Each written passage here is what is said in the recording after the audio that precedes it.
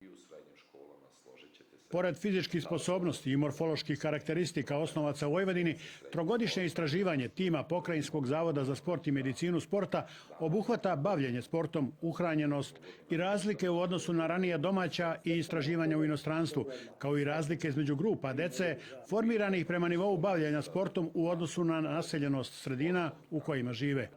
Istraživanjem je obuhvaćeno oko 3300 osnovaca iz 39 škola u 30 mesta i 14 opština. Ova knjiga je rezultat velikog truda, rada, znanja.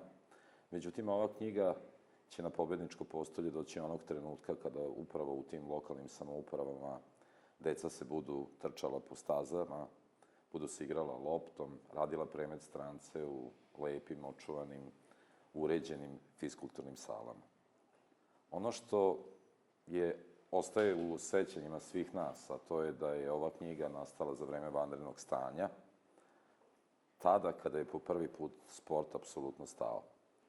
Radni ljudi zavoda su upravo tada se organizovali, sumirali rezultate višegodišnjeg testiranja i stvorili ovako jedno kapitalno delo za naš zavod, a i za sistem sporta, odnosno za ljude koji će na osnovu ove knjige moći da tačno targetuju šta, kako i na koji način treba raditi u lokalnim samoupravama, šta na koji način što se tiče infrastrukturnih projekata i na taj način poboljšati stanje sporta u autonomnoj pokrajini Vojvodine. Mi smo 3 neka segmenta testiranja imali u ovom projektu, to su, kao što ste spomenuli, motoričke sposobnosti, telesni sastav dece i takođe jedan upitnik gde smo decu pitali čime se bave van škole, odnosno da li treniraju neki sport. Jako puno podataka. Ono što bih svakako izdvojio je da smo u odnosu na ranije istraživanja rezultati motoričkih sposobnosti naše dece na sličnom nivou, osim u gibkosti, gde su rezultati dosta slabiji, što nam govori da se ne bavimo decom u ovom segmentu. To je u odnosu na neki evropski prosek? Ne, to su na ranije istraživanja kod nas. Mene zanima baš u odnosu na evropski neki prosek. Gde su naša deca u prednosti, osnovnoškolci, a gde možda zaostaju za evropskim prosekom? Da. Što se tiče evropskih istraživanja, poredili smo rezultate sa puno istraživanja i puno država. Među najboljima smo u brzini, snazi i izdržljivosti, što nam u principu govori da imamo talenat, da talenat kod dece postoji. U gibkosti smo negde na prosečnom nivou, a u agilnosti najslabiji. Postoji mišljenje da smo nacija predodređena za kolektivne sportove. Da li u vašem istraživanju ima uporište ovako mišljenje? Pa ima sigurno, zato što je zaključeno da najveći procenat dece se bavi u stvari kolektivnim sportovima, kao što smo malo prije rekli. Na prvom mestu u ukupnom uzorku je fudbal, na drugom mestu košarka, onda idu odbojka. Tu možemo i da napomenemo da, na primjer, sa bazičnim sportovima se manje bave nego sa kolektivnim sportovima. U bazične sportove, naravno, se ubrajaju pojedinačni sportovi, tako da je primetno da u gradu sa bazičnim sportovima se bavi nekih 20% dece, u selu 5%. A kada smo već kod te podele selo-grad, da li postoje razlike, sličnosti, da li se može uopšte napraviti neka paralela? Razlike su velike.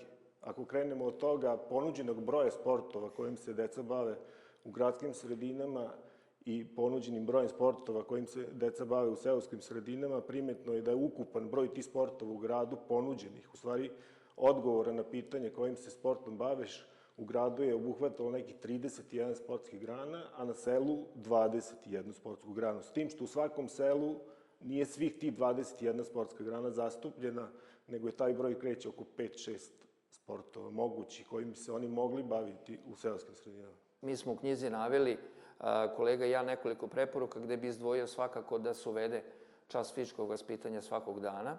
Možemo videti primer Mađarske gde odmah to već nakon par godina daje rezultate.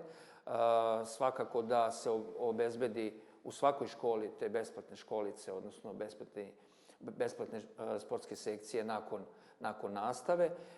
I svakako, možda i najbitnija preporuka da od 1. do 4. razreda, kada se u najvećoj meri razvijaju motoričke sposobnosti kod dece, časove fizičkog vaspitanja drže naše kolege, odnosno diplomirani profesori fizičkog vaspitanja. Prvenstveno želim da se zahvalim Vladi autonomne pokrajine Vojvodine koja je prepoznala rad zavoda i podržala maksimalno sprovođenje ovog projekta. Želje su nam da sada, posle podvučene crte, na uzorku koji je impozantan u osnovnoškolskog sporta, takođe to uradimo i u srednjim školama. Složit ćete se da tada dolazi i do nekih promena dece srednjeg sporta. I ono što smo na našem kolegijumu razmatrali, a to je da uđemo i u neku, da kažem, proveru stanja fizičke spreme i naših akademskih građana. Sa ovim istraživanjem u osnovi samo je započet jedan proces, slažu se i autori i zaposleni u zavodu, koji u rezultatima istraživanja prepoznaju tragove 40-godišnje tradicije, kontinuiteta periodičnog praćenja stanja fizičkih sposobnosti dece u Vojvodini. Podatak da je trogodišnje istraživanje završeno neposredno pre proglašenja pandemije virusa COVID-19 i da je knjiga štampana i izdana u vreme vanrednog stanja u Srbiji, ostaje porodici zavoda kao motiv i inspiracija u osnovi budućih projekata, bez obzira na okolnosti u kojima procesi budu započinjani.